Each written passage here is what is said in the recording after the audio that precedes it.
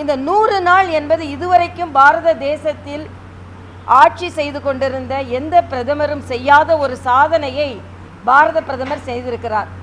100 நாட்களில் 15 லட்சம் கோடி ரூபாய்க்கு நலத்திட்டங்கள் ஆரம்பிக்கப்பட்டிருக்கிறது. அதில் 3 லட்சம் கோடி அடிப்படை கட்டமைப்பிற்கு மட்டுமே 25,000 கிராமங்கள் இப்பொழுது இணைக்கப்பட இருக்கிறது. இதுவரைக்கும் அன்ரீச்டு வில்லேஜஸ், சென்று அடைய முடியாத கிராமங்கள் 25,000 கிராமங்களை இன்று அடைய இருக்கிறோம். அடிப்படை கட்டமைப்பு என்பது ஒரு தேசத்திற்கு மிக முக்கியமானது. அதற்காக மிக அதிகமாக 3 லட்சம் கோடி ரூபாய் செலவழிக்கப்பட்டு கொண்டிருக்கிறது.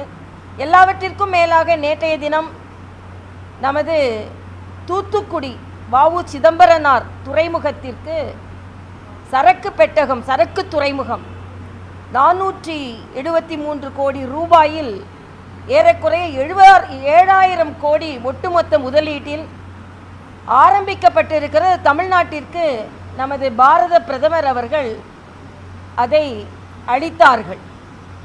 ஆனால் இதில் ஒன்றே என்னென்னா, மத்திய அரசு பாராபட்சம் காண்பிக்கிறது என்று சொல்லுகின்ற தமிழக அரசு உலக தரம் வாய்ந்த துறைமுகமாக நமது தூத்துக்குடி துறைமுகத்தை உயர்த்தி அதன் மூலம் இந்திய பொருளாதார வளர்ச்சியில் தூத்துக்குடி துறைமுகம் ஒரு மிகப்பெரிய பங்காற்றும் என்பதை பாரத பிரதமர் சொல்லி இந்த 5 ட்ரில்லியன் எக்கானமியை நாம் அடையும் பொழுது அதில் தூத்துக்குடி துறைமுகத்தின் பங்கும் இருக்கும், அதில் தமிழகத்தின் பங்கும் இருக்கும் என்று இவ்வளவு தெளிவாக சொன்ன பின்பும் அதில் தமிழக முதலமைச்சரோ அங்கே உள்ள பாராளுமன்ற உறுப்பினர் கனிமொழி கூட தனது ட்விட்டர் பதிவில் பாரத பிரதமருக்கு ஒரு நன்றியை அவர் தெரிவிக்கவில்லை. ஆக மத்திய அரசு கொடுக்கின்ற திட்டங்களை இப்படி இருட்டடிப்பு செய்துவிட்டு மத்திய அரசின் பங்கே தமிழக வளர்ச்சியில் இல்லை என்பதை போல ஒரு தோற்றத்தை திராவிட முன்னேற்றக் கழகம் ஏற்படுத்த முயற்சி செய்கிறது. இது வன்மையாக கண்டிக்கத்தக்கது. ஏனென்றால் மத்திய அரசு எந்த பாராபட்சமும் இல்லாமல் தமிழகத்திற்கு அத்தனை திட்டங்களையும் கொடுத்து வருகிறார்கள். சமீபத்தில் கூட இந்த HP லேப்டாப் உற்பத்தி ஆகின்ற தொழிற்சாலை நமக்கு வர இருக்கிறது.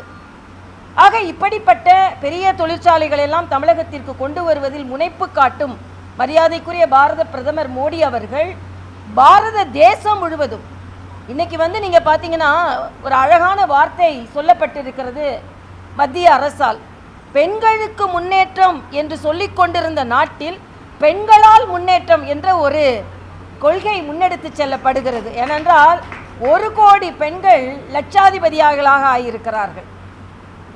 நாம் பேருந்து பயணம் மட்டுமே இலவசமாக கொடுக்கவில்லை, மாதம் 1000 ரூபாய் கொடுப்பது பெண்களுக்கு உதவி செய்கின்ற திட்டம்தான்.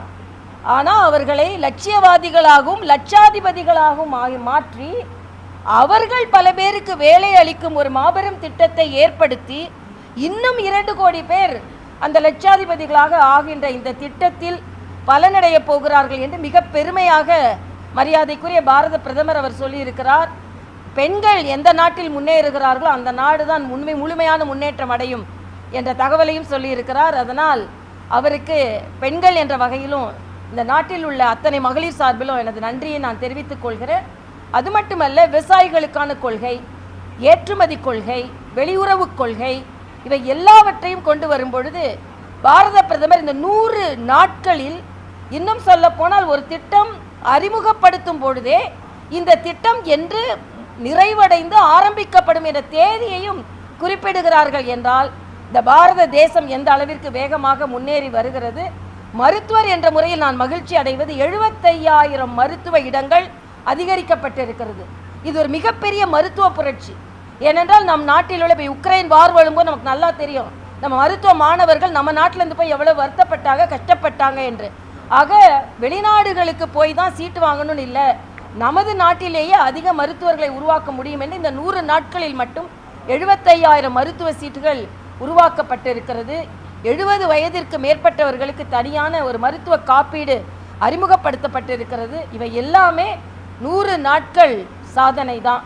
ஆக ஒரு சினிமா படம் 100 நாட்கள் ஓடிவிட்டால், இப்போல்லாம் சினிமா படம் 100 நாட்கள் ஓடுறதில்லை, 2 நாட்கள் முழுமையாக ஓடிவிட்டது, 3வது நாள் 1 வாரம் முழுமையாக ஓடிவிட்டது அப்படின்ற விளம்பரம் செய்ய வேண்டிய நேரத்தில் அவங்களே ஹீரோ என்று கொண்டாடுகின்ற நேரத்தில் 100 நாட்கள் ஒரு நிமிடம் கூட இடைவெளி விடாமல் நம் நாட்டிலும் சரி உக்ரைன் போன்ற நாடுகளுக்கும் சென்று நமது நாட்டின் பெருமையை உயர்த்தி பிடித்திருக்கும் நமது பாரத தேசத்தின் ஹீரோ மரியாதைக்குரிய நரேந்திர மோடி அவர்களுக்கு நமது பாராட்டை நாம் தெரிவித்தே ஆக வேண்டும்.